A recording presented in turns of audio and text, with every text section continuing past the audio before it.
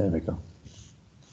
Okay, just an apology to those who may be watching the recording rather than the live session, is that the person here that I employ to press the button forgot to press the button.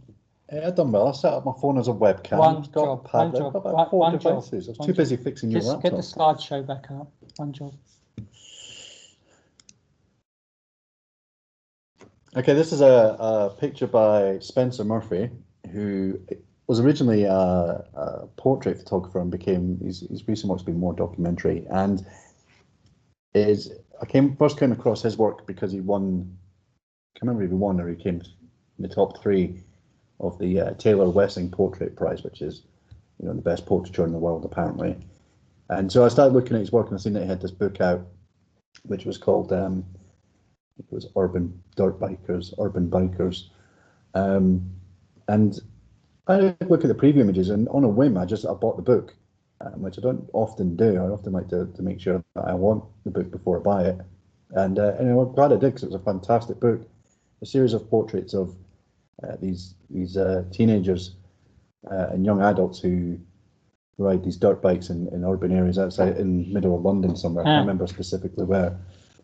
But what I loved about it was the storytelling. So there was obviously the portraits that were like, front cover worthy and stuff like that. But there was lots of detail shots as well. There was shots of the bikes, of gloves, tire tracks, people checking over their bikes. There was little incidental shots scattered throughout the book that just helped build up a story and build up, a much bigger sense of what was going on as well. And what I really loved was that mix of images that we were getting. There was like detail shots and then wider landscape shots, where the biker might have just been very small in the image, but it showed you the industrial estate that they were, riding around on. So I think as well, this goes back to the fact, of me saying, of trying different genres of photography.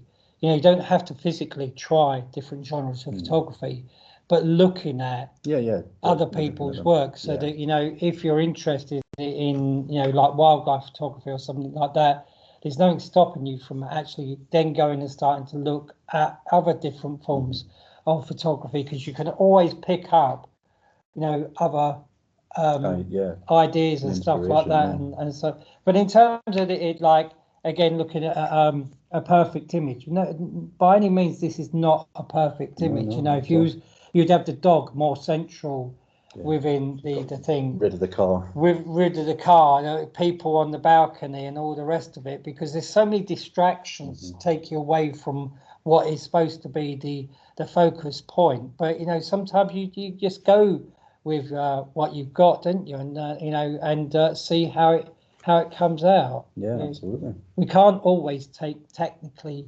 perfect, beautiful images. At the end of the day, we have to look to see what we can get, and it's a good storytelling image. I put this one in. This isn't one of mine. We're going through a series of bikes at the moment with Tom on a bike. I didn't realise that until we put the slideshow together. We shoot a lot of bikes.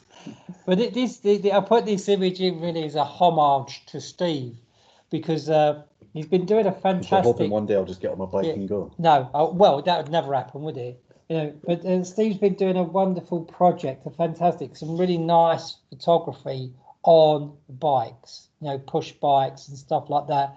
Just photographing them in the street, and it's a side project for him. And I keep on pressing him, like to say he should put it into publication, and maybe one day he will do. But it's like you could have a side project in photography. Something I have several side projects that I do in photography.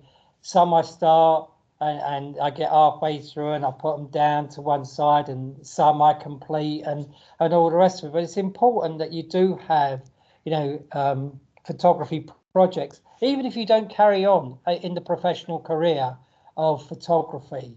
Say you might go on and do something else, stuff like that. But if you've got a camera with you all the time, there's always little projects that you can do as you're going on and going through your daily life and stuff like that. Even with your your phones and stuff like that. You know, as long as you're taking pictures, you know, you can create a project out of it. Then, you know, the project might go on for years and years and years and years. I know photographers who do projects, you know, like 10 years or more, stuff like that, because, you know, they never know when the ending is going to come with it, and then they keep like changing it, adjusting it, and moving the project and stuff like that. So yeah, maybe one day Steve will put his project into press. Eh? Maybe. But I mean, I do talk about the bikes later on and why I do it, but it was mainly because of the, you know, things like the field trips, and when we had to go to a couple of conferences, we always had time in towns or wandering around, and you'd have your camera, and the bike thing started just to give me something to, excuse the pun, but just something to focus on when we had all that time, whether we were in London for conferences or was this Dublin? No, London. No, that's the London one, yeah. London one. And you know, when we've gone to Oxford and stuff like that, we've had a few hours between, you know, dropping off the students or getting the bus back, and it's having a focus. And then I found that actually I was looking forward to get into places to shoot more. You would have loved it when I went to Holland. And all the bikes there. At the train station, there was thousands and thousands. I don't even ride a bike. I don't know why I'm so interested. I've never seen so many bikes in all my life in one place. Just no cars. Millions of bikes just parked outside the bus train station. It was like unbelievable. Yeah. This one isn't really the focus on the bike, but the bike just happens to be there. It looks like she's got 2 6-shooters. She's ready to shoot. Yeah. So this is my daughter, and this is my favourite portrait. I mean, I've shot thousands of pictures of my daughter over the last 4 years. You know, across the phones, cameras. Thousands. 999 haven't been in focus, but you've shot thousands, haven't you? She doesn't stop moving. And I took her out on her balance bike just at the path at the end of our street, and she's tearing around, and I'm just taking a few pictures for her grandparents. And I'd laid the bike against the wall because she wanted to run up and down the wall and jump off a bit and things like that. And she just stopped for a split second, and a bit like the Tom image, I just grabbed it. And what I like about this is that although I've taken lots and lots of pictures of my daughter, she's a bit of a poser. She knows when the camera's on her, so she'll always give like a little, I don't know, YouTube thumbs up or fingers up, whatever it might be. But this is the one image I've got that I think encapsulates who she is. You know, she's a bit tomboyish, she's a bit wild, she's not scared of getting on the things like balance bikes. I mean, you know, I took her out last weekend, she was a couple of weeks ago, sorry, and she was straight into a go-kart that she couldn't even reach the pedals. It just encapsulated that she was quite an adventurous, strong-spirited young lass, and this is what I love about it. And it's not technically perfect in any way. There's things about it I absolutely hate, but it's, again, going back to like what you were saying about the Tom image. It was a split second. It conveys something or about somebody, and so it's you know, it's got pride of place on my wall at home. Even though when I look at it, I'm like, oh, that's wrong. Oh, that's wrong. Oh, that's a bit bright, and that's a bit dark. It doesn't matter. It's, you know, sometimes you just got to throw all that away and just think, yeah, that's the. If I had a shot of Erin that I wanted to encapsulate who she was to somebody, I'd give them this one. That's not Erin's bike, though, is it? Yes. You sure? Yes. Oh, okay then. There's going to be some gag that it's my bike. Oh, is it your bike? No, it's not my bike. You just said it was your bike, didn't you? Anyway. Bikes again. This should have just been the bike show. I know, it should have been the bike show, shouldn't it? I'll put this image in here. Me and Steve were in Berwick, wasn't it? Yeah. Berwick, just below Scotland, on the borders of Scotland, and we was up there for a week. Get away from the wives for a week. Yeah. It was a photographic retreat, we called it. But anyway, we was up there for a week, and this is coming off of Lindisfarne, isn't it? Mm-hmm. Yeah, it was on across the water. It was at Lindisfarne. I don't know if you've ever been to Lindisfarne, but it's a beautiful monastery, isn't it? Or castle. I think it was a monk's monastery, wasn't it? I think it was so, yeah. something like that. Anyway, on the Northumbrian coast. And we was driving off, and I got I think this is This was a new wide angle lens you had, wasn't it? yeah. 12 mil or something. No, it was. I think it was about a 14 mil, 14 mil, something like that. And I hadn't found anything to take a picture with it as well at the time, and we was driving off, and I thought I'd concentrate on me taking a picture in the wing mirror as we was coming past these people on the bicycles, and you can see the distortion of it. You know, everything is curved, and you know the landscape is curved, and so on. So I've created a panoramic out of this extreme ultra wide landscape. But the thing what I love about this picture, and nobody else will really know, is that as we went past the woman in front, you know, she got quite irate by the fact that I might have taken a picture of her, and it wasn't the case. So it just happened to be in the viewfinder when I pressed the thing. And I remember saying to the fella behind, who was most probably her husband, did he just take our picture? Let's chase him. She went something like that, wasn't it? So stupid. I mean, he was in a big, massive car, you know, and she was they was on bicycles. But yeah, it was just another one of what the memories to the image. So again, not a perfect image in any way, but I just that picture. And I'll go back to that picture as well. We stayed in this cottage. Cottage, which was owned by a farmer, and Steve spent about 45 minutes trying to convince the farmer that we wasn't a gay couple. Didn't you? The farmer with the shotgun. The farmer with the shotgun, wasn't it? Yeah. Okay, we've got 2 questions come through. Have we? Yeah, not about the talk. Do the photos in the portfolio have to follow the order of the themes, or can they be presented in a different order? No, they don't. That's just the order. They could be in any order. Like say, the only reasoning was that I put them in that order was to give feedback on Instagram, so that I would know which ones that we was actually talking about. But they don't have to be in any order within the portfolio section. You can put them in any order that suits the way that you want to do it. Yeah. Okay, now next question is, I know you've talked about the science communication article a million times, but I'm still quite confused as to what counts as a theme or topic for it. On the module handbook, it says you have to choose from 4 or maybe 5, don't remember, topics. Is that right, or can I choose whatever topic I want? You can choose whatever topic you want. The only reason that we put those themes in, like Flight and feeding. yeah, completely going out of my head then.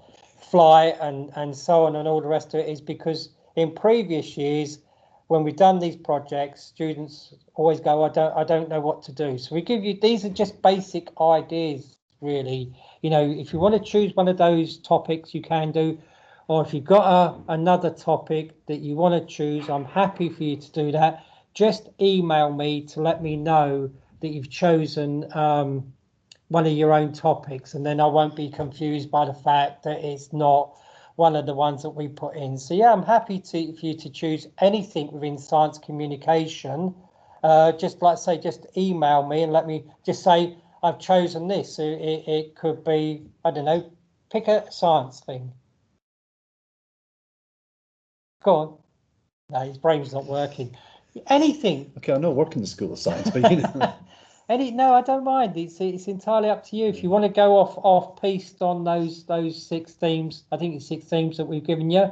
Happy for you to do that. Just email me and say, can I do this subject? And 90% of the time, 99% of the time, I will go, yeah, that's fine, that's okay. And then I know then what you're doing, and I don't get, well, why is this about so and so when it should be about something else? So yeah, quite happy for you to choose another subject. Yeah. Remember, it's a subject that you're going to talk about as to how you're using photography to communicate the science. It's not you talking about the subject in depth. It's just how you're using your photography to communicate the science. So if you can apply it to something that you're studying, that you're doing, that you're communicating to people like myself who haven't got a clue, using photography, then even better. And I just want to add as well, it doesn't matter how many times a question will be asked, we will always answer it. It's better that a question is asked several times than not asked at all. So, at least then we know where you might be with things and stuff like that. So happy to take any questions at any time. Well, I say any time. Christmas Day is a bit awkward, with the wife, she gets a bit upset. You're on that computer again. Ah, yeah. Anyway, so any time. That's brave at you. Yeah, it's all like 8:30 in the morning. Normally, when it's non-COVID, you got grandkids around and they're opening presents and stuff like that. So if I don't respond, then you know why. But apart from that, I don't mind. It's fine. Yeah. What we got next on the? Another bike shot. Oh yeah. I'm obsessed with bikes. So. You are. So when David was talking about the project that I started, this was actually the first one that I'd shot, and this was in Newcastle. You're going on to the scooters next? Because they're freaking everywhere. I was actually doing what was I doing? I was in Newcastle doing another job. Well, it looks like you're doing something dodgy down there, doesn't it? No, I was in the Jesmond Park, and this is under Jesmond Bridge. Right. And I was photographing a couple whose wedding I was going to be doing a bit of time later. They were getting married up in Newcastle. So you're doing the photography to see whether they liked you or not. Yeah, I was taking portraits of them, trying to seal the deposit. You're trying to prove to them that you was good. Oh, yeah. And I just seen this bike abandoned under the bridge, and I took a picture of it, and then I asked a couple about what they want. It was one of the first, where you could hire them and just drop them off wherever, and somebody would come and collect them. And that's what piqued my interest on it. And I started to notice them, like I say, when we went to Oxford. But this is a grab shot. I was in the middle of something else, but it's led to a much bigger project, and maybe when I get brave enough, I'll put it into a pitching project and send it to a couple of publishers. I'll do it myself. I don't know yet, but yeah, it was I put it in to highlight the grab shot. Like we've been talking a lot today about the grab shot. The grab shot isn't a bad shot. It's not a tacky shot. It's not worth throwing away or anything like that. A grab shot is usually what happens instinctively when you have been a photographer for a while and you see something, you take a shot of it because you think there is something there. And it might be a little while later. It was a few months after this before I came back to the bikes, probably because I've seen these similar bikes in Oxford that led to a project. But this is like David's shot of Tom. This is a grab shot in terms of pivot. Like I'm photographing a couple, looking all lovey-dovey, spot this bike out the corner of my eye, right? Take a few more shots and just grab a shot that I will put that in the project. Yeah, I mean, I on this one, what I really like about is the shallow depth of field on it, and the contrasting colours, the oranges and the greens, and the light what's on it. So, I think you do your best work when it's just a grab shot. When I'm not thinking about it. I'm going to need therapy after this session. Do you reckon? Can't remember who did it. Yes. So one of my, again, as I was putting pictures together through this, I actually learned quite a lot about myself and realised, because I never stop and ask myself why I like certain photographers. And this is a photographer called Annie Leibovitz, and you'd have seen her work. She's quite a famous photographer. And she does a lot of work for Vanity Fair magazine. And again, it's usually portraits, but she does a lot of location work, in situ work. So in the last Star Wars film, she went out to the set and shot all the character portraits, stuff on set, stuff on backgrounds. But again, she's one of them that she's a storyteller before she's a technical photographer. I mean, she's become more of a technical photographer in lighting and stylistic and stuff as she goes on. But she started off working for Rolling Stone. Tell me, like, I'm not a big fan of Annie's work. I mean, she does do good photography, and she's obviously, her raw stuff's much better. Yeah, she's obviously a lot better than me because she's getting paid millions, and I'm not. So she's obviously better than me, but I'm not. You could be, mate. You could be. Don't you worry. I could be. If I was brave enough to leave you, then I could have a better income, but I'm holding you back, am I? I'm sorry. It's a conversation we've needed to have for years. were over. Oh, right, okay. No, no, I'm not a big fan of her work. You know, there's just something about. I think it's the style of the work. I just don't feel it. I mean, she's she is fantastic photographer, but it's not somebody's work. If you said to me, "Oh, there's an Annie Leibovitz exhibition on," have a look at it, I'd give it a miss. You know, I might want to go and see somebody else. I might want to go and see Denchi or Martin Parr, or you know. Yeah. For me, it's not somebody's work that I would spend time, and like that's a bit contradictory to me. Then saying to the students, "Well, you should look at other people's work and stuff like that." But Well, it's not also, contradictory because you've looked at other people's yeah, work and realised it's not but I for you. also think, you know, at times you need to be brave and say, even when somebody else is saying, "Well, this is work that I really like," and you should be brave and say, "Well, actually, no, it doesn't, you know,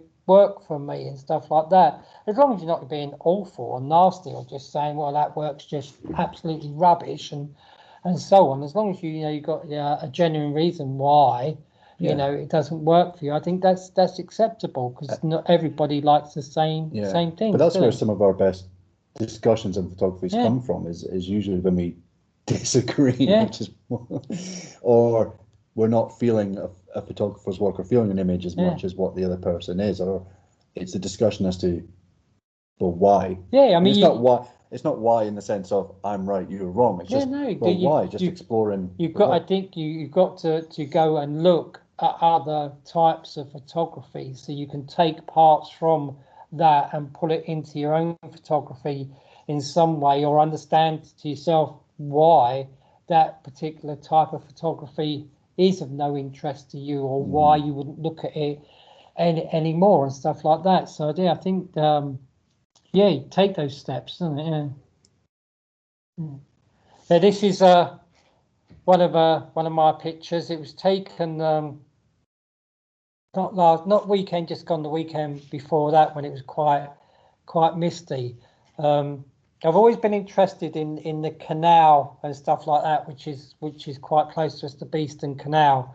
And recently, Steve found a route where we can go from from where our office is straight across it, going across the bridge and stuff like that. So I started to explore it a little bit more. So I actually went on me push bike.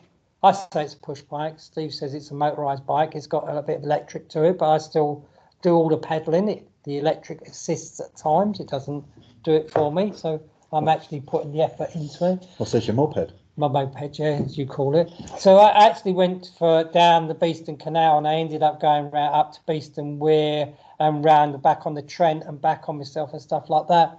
And they had between Beeston Canal and the Trent, there was this big field of maize growing and stuff like that. And on the day that I was going, my wife says to me, "Are you going to take your camera with you?" So I said, "No." I said, "I'm just going just to have a look." So I didn't actually take any camera, phone, or anything with me. And I saw these fields of maize and stuff like that, and I was really interested. I thought that's going to be a really good, interesting shot. So when I finally got back to actually taking it, this horrible man in his tractor had gone and cut it all down, and there he was, goading me, goading me with look what I've done. You didn't get the picture, did you? You have to wait till next year.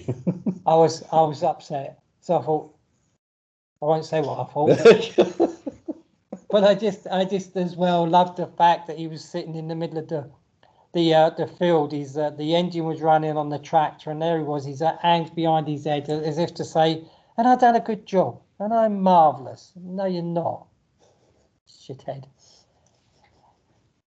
So yeah, so you know that if I put this in is always have something with you, even if it's just a phone, to grab that picture. I mean, I think I got a good picture at the end of the day, but it wasn't the picture that I actually wanted. I wanted the picture of the maze, you know, and you could the area I went to, you know, this is there's a piece of road or a path which is about 8 to 10 foot. So that's what's that? That's about 2.5 meters, isn't it, in new money? So it's about So you could actually get so there was a big massive hedge, so I could see over it. So it was a good vantage point.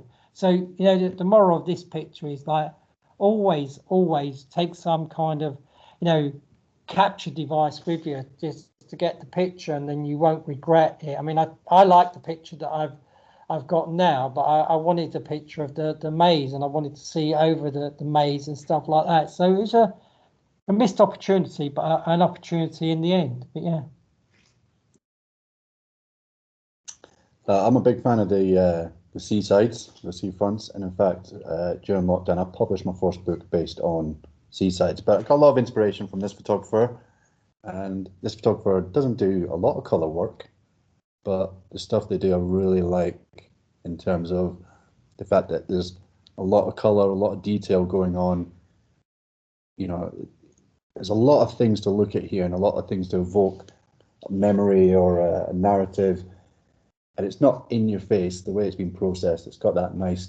It actually feels slightly like a bit like old film, which takes me then back to like obviously my childhood because there wasn't digital around in my childhood. So pictures that I would have had a family get outings to these sort of places would have looked very similar.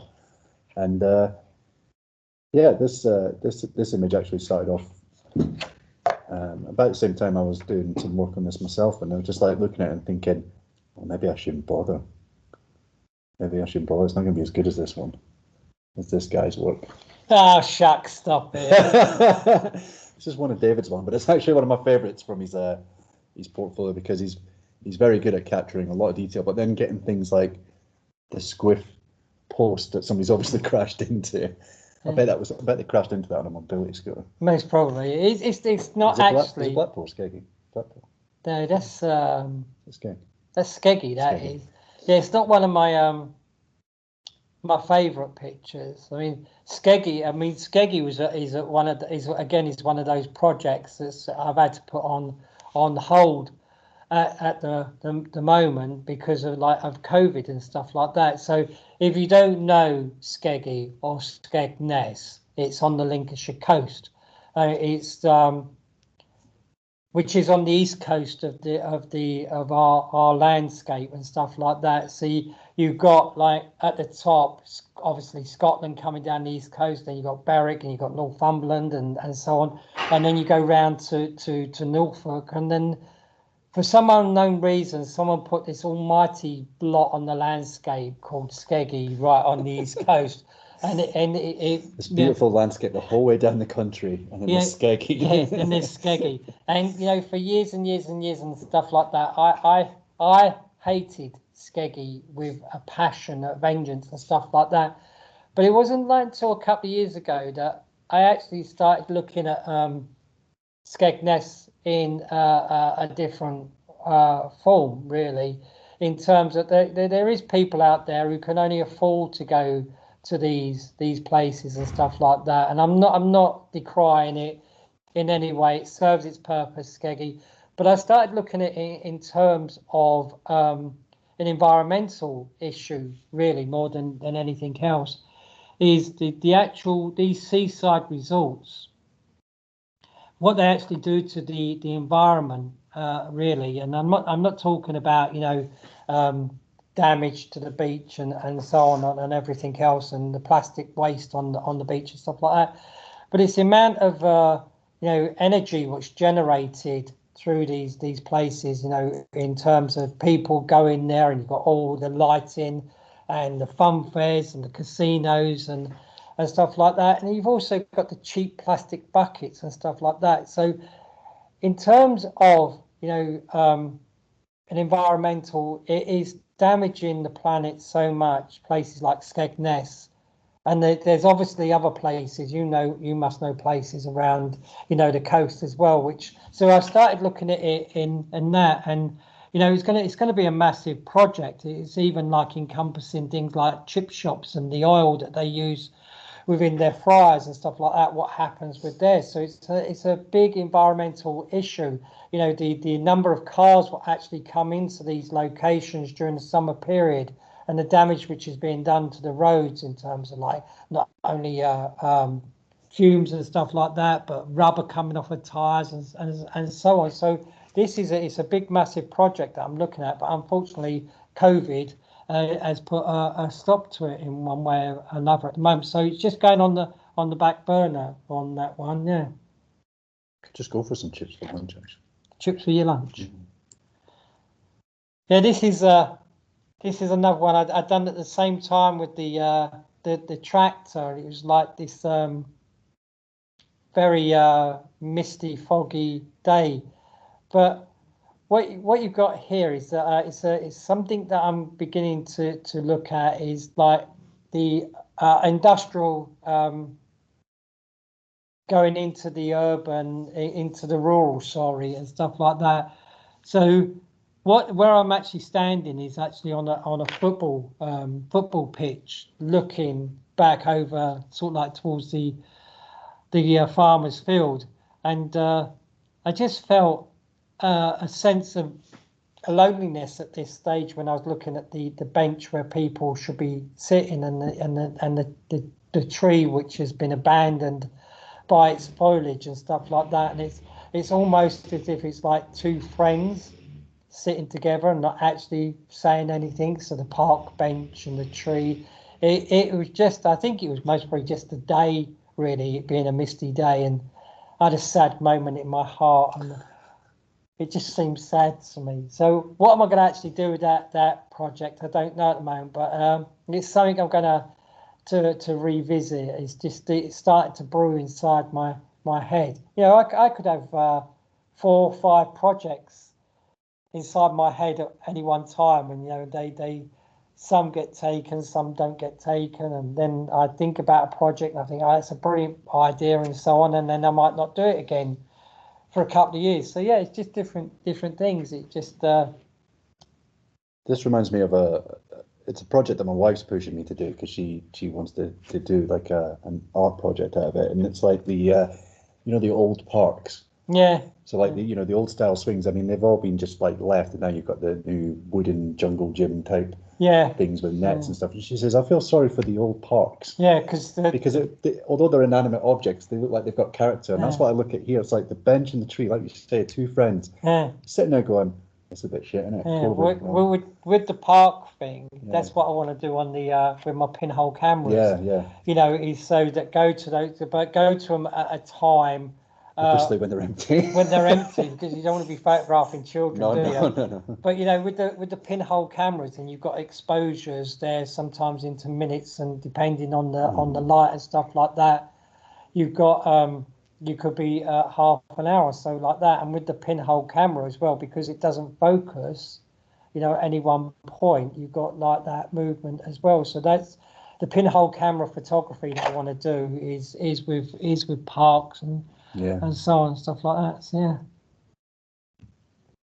Okay, so recently, I say recently, like in the last year or two, I don't know if it's because of my age, but I've started to look back into like photo history and started to follow photographers who came before, decades before. And this is one of the first color photographers. And as I've been doing more sort of street, urban or documentary stuff of my own, I've been looking back at photographers to find inspiration. This was a guy called Saul Leiter. I'm pronouncing that right. Yeah. Saul Leiter was one of the first color film photographers in New York. But I love the fact that the stuff he was shooting, it was all about color and shape. It wasn't hugely defined street portraits or pictures that had to be sharp and in focus. He was going for mood, emotiveness, and use and shape for that. And I don't know if it's the next slide or not. And this is one of the few times where I was like trying to sort of replicate the feel for things, and it led onto this image.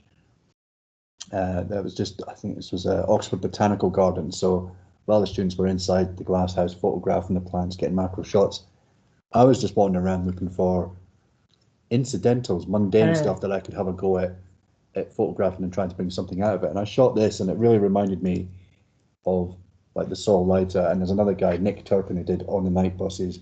Yeah, Nick photographing Turpin through the wet, the condensation windows. And I put it this in because it's kind of like as close as what I sort of did if I did the Instagram project. It's taken what I liked about a photographer's work and applying it to my own. So it's like it's the condensed glass, but it's looking at colour and shape rather than. Well, it's like that one I've done. I remember at the beginning of lockdown with where I got the triangle. Yes. Yeah, with the rain the and stuff. in the rain. Yeah. So nothing. No, it's not. It goes against all the rules in your body of photographing. It's not it's not a technically perfect shot. This is as close as I get to arty photography. Art photography. It's something what has an interest to somebody, doesn't it? Somewhere along that. But you say that my wife came across this image, and it's going to be one of the first prints going up, and this will be the first print up in my house. This is going up in our new living room. I mean, I love your wife. I think she's fantastic. I think, and your child, but your wife has never been the best judge of what's attractive, has she really? What you mean? Yeah, okay, that's fine. Carry on. No, go to the next one for us. Yeah, I took cry in the corner.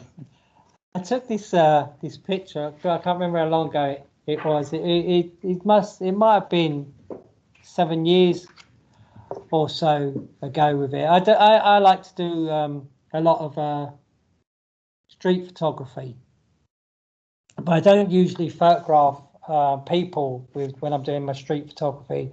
I usually do street photography. For me, is like it is when I want to be by myself and I go off. No offense, mate.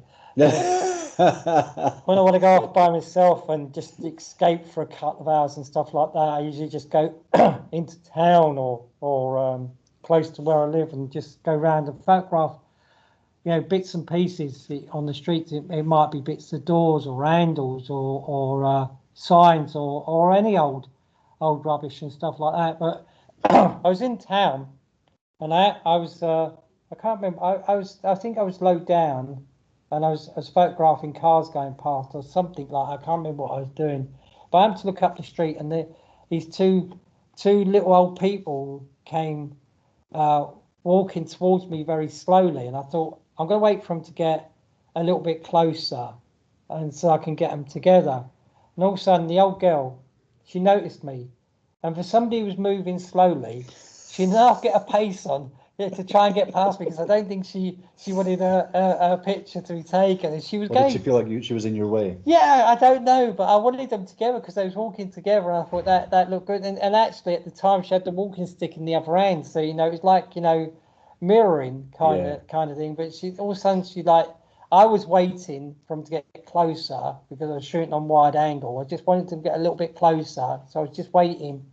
And all of a sudden, she kind of like noticed me, and then she just picked up her pace, and she was almost like as if she was trying to run past me. So yeah, I always liked that image. Yeah. These sort of shots remind me of the projects we do when we throw the MSCs into sort of the deep end. Yeah. We go into town and we say, right, find the story. You've got 10 images to find the story, and we've had to go at it ourselves, haven't we? Just gone into town and thought, right, my theme today is mobile devices or smokers or.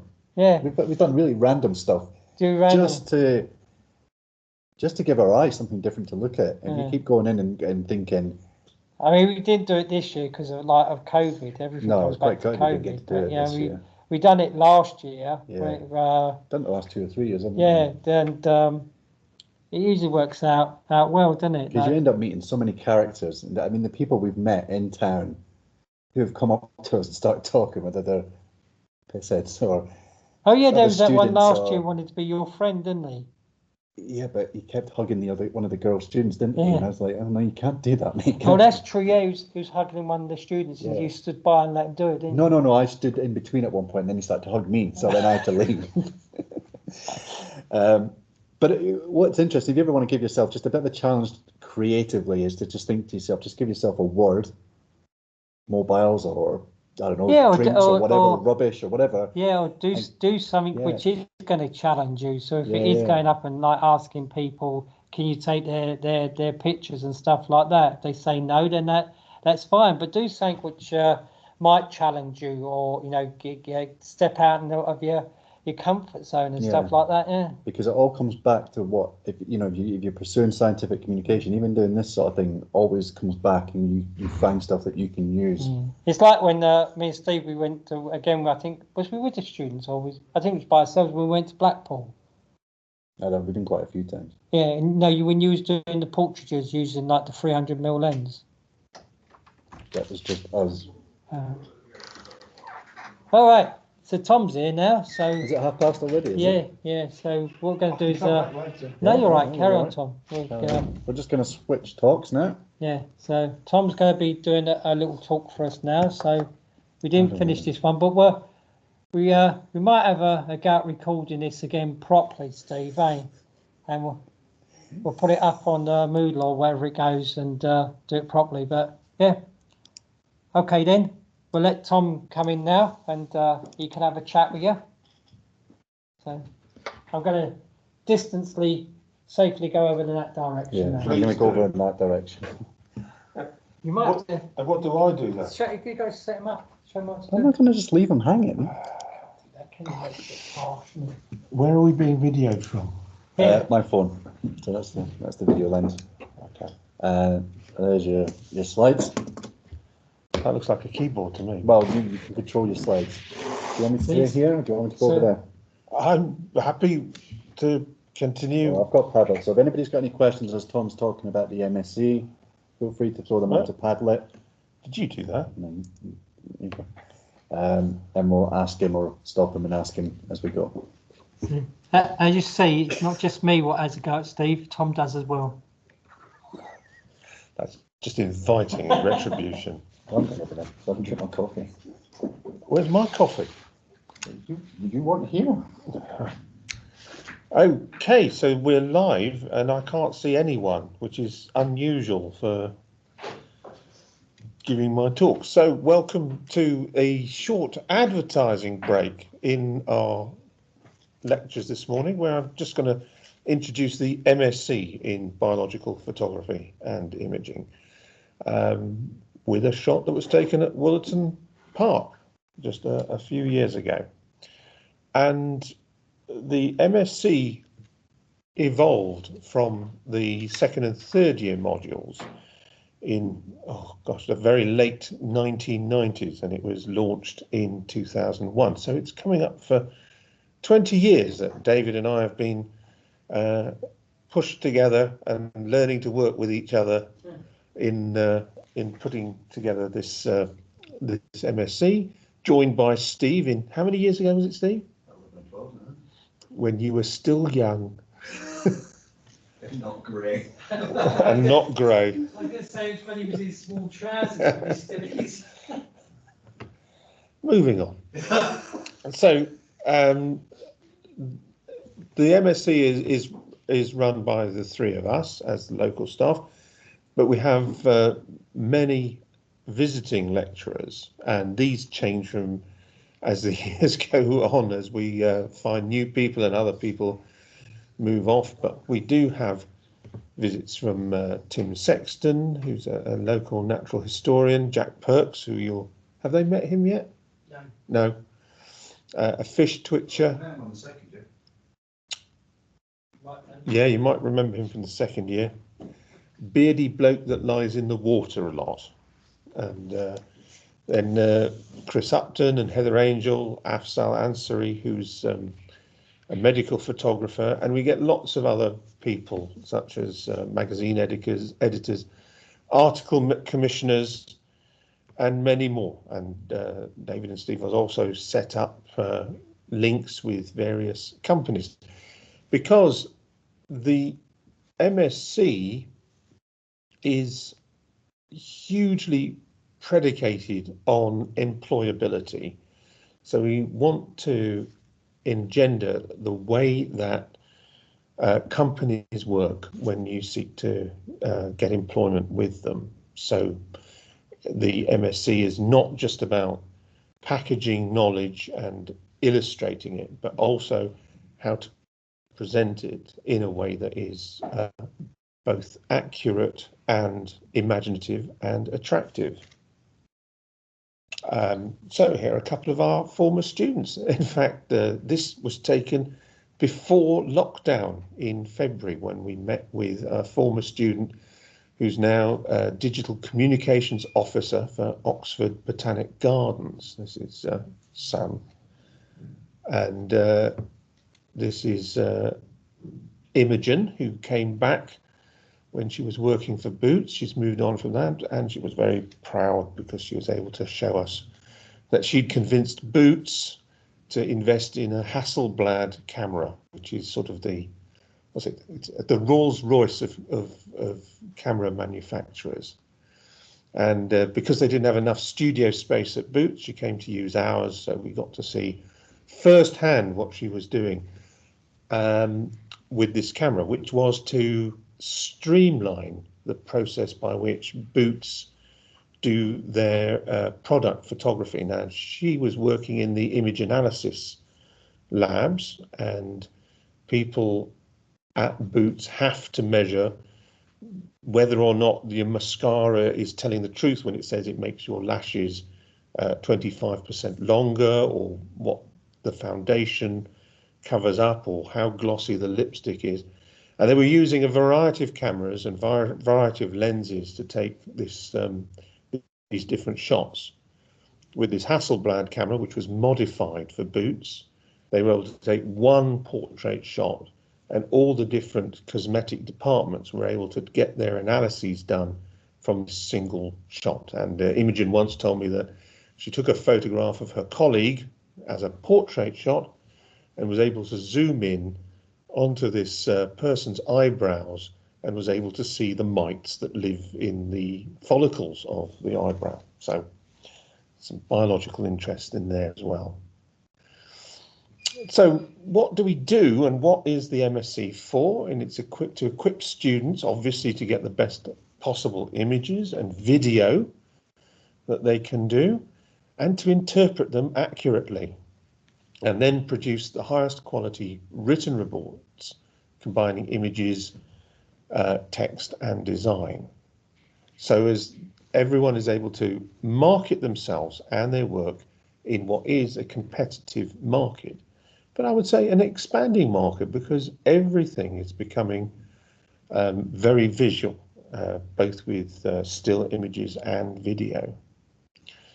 And there are certain research activities and businesses and corporations that we have heard from, and their feedback has been very important in getting us to adapt the curriculum to meet the needs of businesses.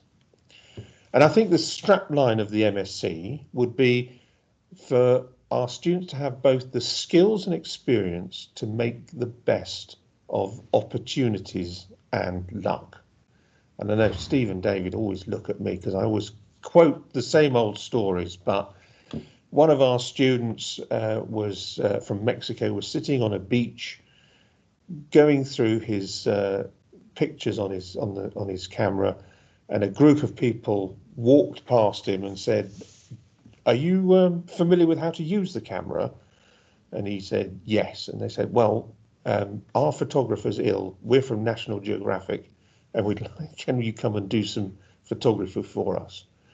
Another student was sitting in a pub in London talking about her experience with using microscopes, and someone on the next table turned around and said, "Oh, I work for Zeiss, and we're looking to make an appointment working on our microscopy marketing."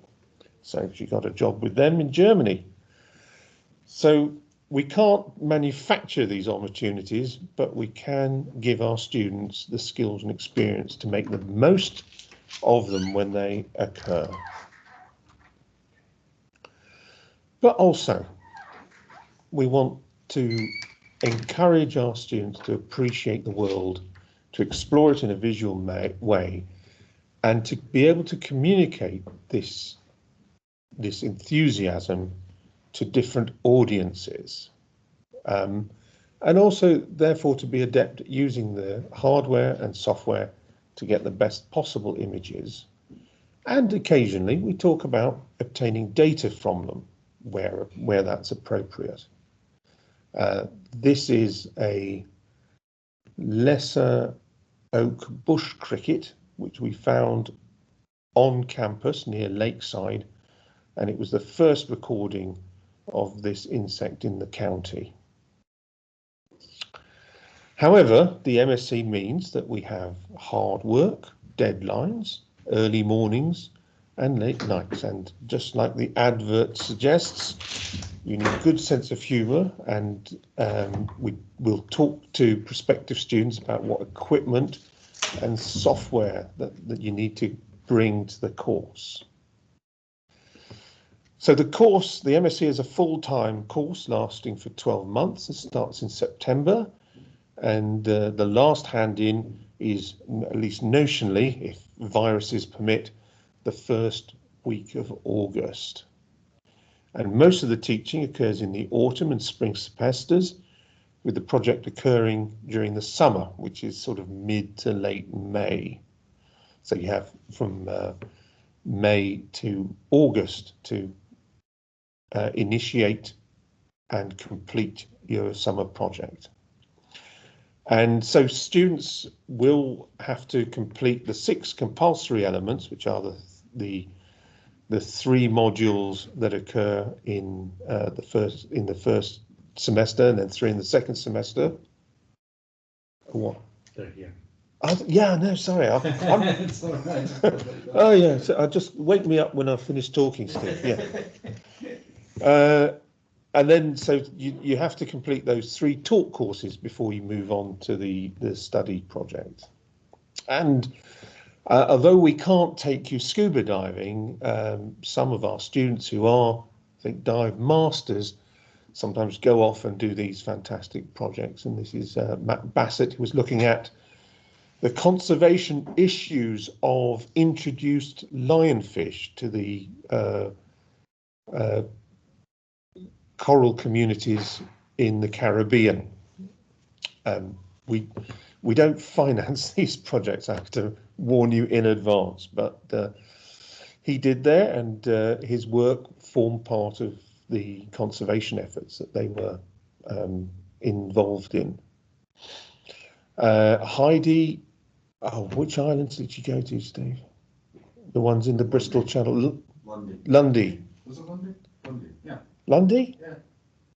Okay. And she did her project on the ecology of those islands. How did I do that? It just went on. You're leaning on the keyboard. I'm not even close to the keyboard. Anyway, she also took this picture. She nicked the idea off Tim Sexton. How you doing this, Steve? I haven't not even near the keyboard. Oh well. Anyways, and there's opportunity to do experiments. So Lee Yi Young started experiment with doing these spherical things. How is it doing that? It seems to be advancing on its own. Have you got films built into your PowerPoint? I hope not. Go back. Stop it. So, yeah. And we deal with creatures large and small. So Sam Ratcliffe did this lovely one of a woodlouse walking. Yusep did a whole summer project on the wildlife of the campus, and this was one of his signature images, which graced the front cover of his summer project. And then he went on to sell the project as a book, which was of great interest to the university's estates department, as something that might catch the wallets of parents coming for graduation, as a nice memento of their time on campus. So the MSc year consists of these 2 taught semesters and a summer project. So in the first semester, we have 3 modules, which are the sort of techniques and getting to know your software and hardware, and a little bit about what you can do with them. So image manipulation, multimedia, digital video, and applied digital imaging. If you were to stop after the first semester, you would have a postgraduate certificate. If you pass those 3 and go to the second semester, as everybody does, we've got a microscopy and image analysis, professional techniques in the field, which is really releasing you to make a magazine. And lastly, commercial and business applications. From the feedback that we've had from employers looking at the magazines, this is the big selling point. So both the microscopy and the commercial modules feed into the magazine, so it encapsulates bits of everything you do in the second semester. And I've had employers talk to me about the magazines and say, is this something that all of your students do? To say, well, yes. They said no, as a group effort. I said no, each one does one individually. It's a lot of work. And they said, well, which bit did they do? Did they do just the pictures? I said no, the pictures and the text and the design and choosing which font and the colour scheme. So it really is a testimony to people's hard work. So if you were to stop there, you'd get the postgraduate diploma. If you pass all 6 of the modules, you move on to the summer project, which is presented either as a sort of coffee table book or a 30-minute video, or others if by negotiation. I've just got a few more pictures. This is Tanya Mendonca's photograph of the Derbyshire, looking over one of the lakes and showing its transition from winter to spring. She went on to do a PhD in Sheffield and is currently building a light sheet microscope in the Life Sciences building. I've not seen it yet. And well, in non-COVID times at least, master's students have their own specialist unit in the Life Sciences building with 24-hour-a-day access, in which we have a large fully equipped studio, a computer-based filled base room, specialised macro facilities, planned access to other equipment, microscopes and so on. And of course, you'll be aware that we also keep the zoology specimens, which we can get out for people who want to do photographic shoots or something. And some of them are out at this very moment in the not quite silent room next door. And we encourage people to think about the photography, not just in terms of images, but in terms of how sellable they are and what stories you can tell from them. We've had some of our students go on to be video makers, and Luke Sadler, who's pictured up in the next to the mouth of the basking shark, has produced a number of videos that have gone on Spring Watch. I think he's in the Maldives at the moment, doing loads of underwater stuff. Becca Tribalhorn, who was one of our students from the States, has gone on to be named as one of their top wildlife photographers. This is her image, I think somewhere in Oregon, of the stars above one of the mountains. Emma did projects on pollen. Here's another microscope image of some volvox. Hamza Yassin is the I've forgotten his title. The Ranger. No, they gave in BBC Wildlife. He's wildlife, something like Wildlife Ranger Excellence. So he's got a whole page where he's interviewed about his work with white-tailed eagles in Scotland. And James Shooter was also in BBC Wildlife. This is his image. His name is very small on the page, but it's there. And Ben Hoare, who wrote the article, has been to talk to our students in the past. And Alice took these photos with Angus Davison of left and right-handed shell coiling in snails, and that picture was used on the cover of Trends in Genetics this year, all this year. And you may well have seen the exhibition Ponder on Life around the University Lake. It'll be up for another few weeks before it is replaced by an exhibition of algae photography. And you might recognise some of your tutors' boards around the lake. and third years have their own exhibition boards, so you can see those from, I'm afraid they're still pre-COVID, but there will be another exhibition of our student work in the near future. The MSc does do field trips depending on what the pandemic conditions are, and those are still to be determined for the future. But we do lots of local ones, guided walks at the moment, as lockdown conditions and social distancing applies. But we do encourage close encounters with experts. That's Heather Angel, an internationally renowned wildlife photographer who carries all her equipment in the shopping trolley. And sorry, I've got pictures of Steve. We don't know who was going to take who home at that point.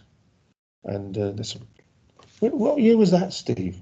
One of my first years. Yeah. That was my first year, actually. Still looking pretty cool. Some time ago, he's got hair. And occasionally we have unexpected encounters like this common octopus that we found in a rock pool when we were at the coast. Pregnant crabs. And so the MSc, it can be quite social at times. You may be observed. We deal with the seasonality of nature. You need to know to keep your batteries charged and have sufficient memory cards on hand. And there will be some short times of rest. And then you come on to the summer project. Now, I've kind of said quite enough about that. We will support you in whatever you want to do. We really encourage you to reach out to external providers who might give you a hand, wildlife trusts, conservation projects, Royal Geographical Society, those sorts of places. And as I say, a number have gone on to be published either in full or in part. And our students go on to a wide variety of careers, PhDs, science communication, layout and design. Well, you can read them yourself. One has even been an Olympic silver medal winner in the as a rower. And so here are just ending with a couple of pictures from different aspects of the course: medical photography, wildlife microscopy, atomic force microscopy, food photography, and being in the newspapers, which Shooter got the front cover of the Daily Telegraph a few years ago. Under normal circumstances, I say if you're interested, just pop round and have a tour. But under these current circumstances, get in touch with us first and we can talk to you on Teams, and then maybe when restrictions are easing, we'll be able to show you around. If you've got any questions, is anything in the chat, Steve? Oh, I forgot. Lewis's 3D imaging of corals, which was published just a couple of years ago. Right, I'm done. Thank you, everyone. Thank you, Tom. I have to go out the long way around. Yep. All right, so we're going to bring it to an end there. So don't forget, if you've got any questions relating to the project, or you want to know any information, just drop us an email, or well, it would be an email, wouldn't it? Yeah, something like that. I was going to say, yeah, come and see us, but you can't, can you? But yeah, drop us an email and we'll get Tell we're lonely and bored. We are very lonely. I've only got Steve now, just Steve. But anyway, so thanks very much. I hope everything that we've gone through today has been some use. We'll put the talks, or Steve will put the talks up for you. On, where do you put them up? Somewhere. YouTube and then into... Yeah, YouTube and that. But I say, if anybody wants to have a one-to-one, I'm happy to do that. Have a chat on Teams or anything like that. If you want to have a one-to-one, happy to do that. If you don't want to talk to me, email Steve. He might want to talk to you. But anyway, So it's goodbye from him, And goodbye from him. and thank you very much, Tom. Thank you And to goodbye him. from me. Thanks very much. See you later.